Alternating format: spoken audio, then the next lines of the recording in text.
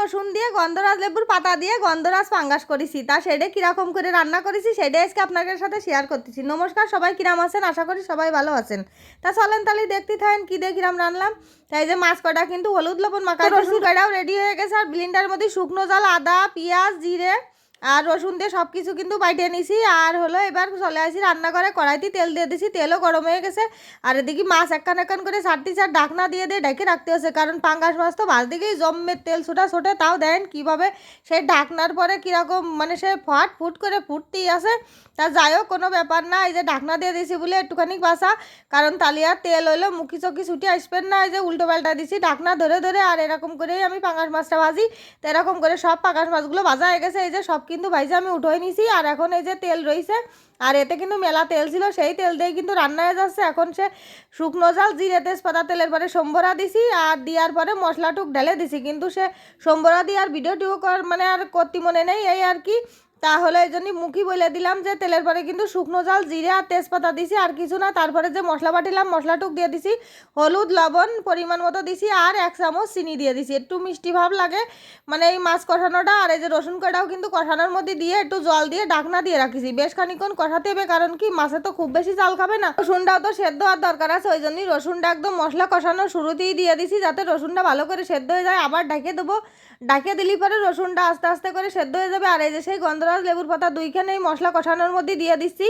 দেওয়ার পরে আর কটা রেখে দিছি পাতা, সেগুলো একদম নামানোর মুহূর্তে দেবো। সেটা হলো দেখাবানে অবশ্যই সাথে থাকেন। আর এই যে কিন্তু মশলাটা ভাজা হয়ে গেছে, দেখেছেন কড়াই তলায় লেগে যাচ্ছে। এখন ছাড়াই দিছি, ছাড়িয়ে যাচ্ছে, তার মানে মশলাটা কিন্তু কষানো হয়ে গেছে। রসুন কটাও সেদ্ধ হয়ে গেছে। এখন কিন্তু যে মাছ কটা ভাইজে থুইলাম না, সেই মাছ কটা এখন এই যে মশলার ভিতরে ঢেলে দেবো। এই যে দেখেন মাছ কটা কিন্তু ঢেলে দিচ্ছে। আর মাছ কিন্তু আমি মানে কড়া করে ভাইজে নিচ্ছি। আমার কাছে পাঙ্গাস মাছ বোনা একদম রান্না করতে গেলে এরকম কড়া করে ভাইজে নিলে আমার কাছে বেশি ভালো লাগে।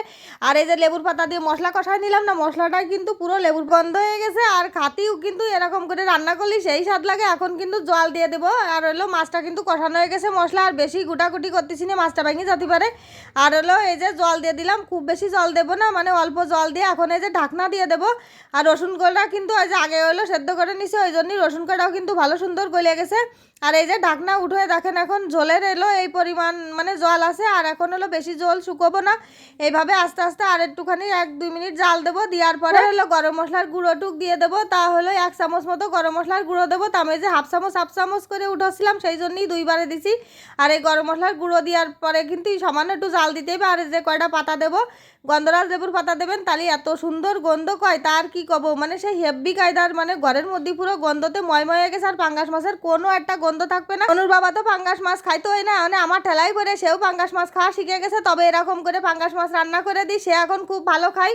আর হলো বাড়ির সবাই খুব ভালো পছন্দ করা ধরেছে এখন পাঙ্গাস মাছ। মানে আমার বড় ছেলেটাও একটু অপছন্দ করতো, তারপরে এরকম গন্ধরাজ লেবুর পাতা দিয়ে যদি রান্না করে দিই তখন একটু খায়। আর আমার তো একদম প্রিয় পাঙ্গাস মাছ বোনা, এই জন্য আমি 2 পিস কিন্তু মাছ নিয়ে বইছি। আর দেখেন গরম ভাতের সাথে এরকম আস্ত রসুন দিয়ে পাঙ্গাস মাছ বোনা খাতি এত মজা। তারপরে তো আছে একদম গন্ধরাজ লেবুর গন্ধ, মানে সে অন্যরকম স্বাদ। মানে সে আর মুখি বললে হবে না, যদি এরকম করে রান্না করে খাইয়ে থাকেন। তারপরে অবশ্যই কিন্তু আমারে জানাবেন যে কীরকম লাগিছে। অনেকেই জানে এই পদ্ধতিটা, তারপরেও একটু খাইয়ে থাকবেন। যারা জানেন না তাদের জন্যই কিন্তু এই ভিডিওটা। রসুনটাও দেখেছেন কি সুন্দর গলিছে, এরকম এক কোয়া করে রসুন বের করে নিচ্ছে। আর একটুখানি পাঙ্গাস মাছ ভাঙিয়ে নিয়ে একটুখানি জল দিয়ে ভাত কয়টা মাখায় গরম ভাতের সাথে, আর শান্তি খাতি জানেন না কি যে ভালো লাগতেছে, সেই স্বাদ লাগতেছে জানেন না।